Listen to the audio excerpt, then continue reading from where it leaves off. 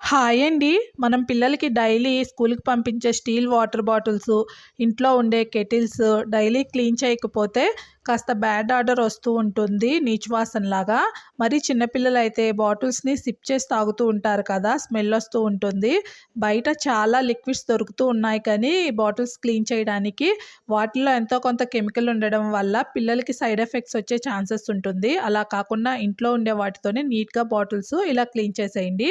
ఒక లెమన్ తీసుకొని జ్యూస్‌నైనా తీసుకోండి. లేదా చిన్న చిన్న ముక్కల్లాగా కట్ చేసుకొని బాటిల్స్‌లో వేసేసి హాట్ వాటర్‌ని వేద్దాము. అలానే ఒక స్పూన్ వరకు రాళ్ళ ఉప్పు వేసేసి 2 నిమిషాలు షేక్ చేసి 5 నిమిషాలు పక్కన పెట్టామంటే లోన పట్టిన గార, బ్యాడ్ ఆర్డరు చాలా ఈజీగా రిమూవ్ అయిపోతుందండి.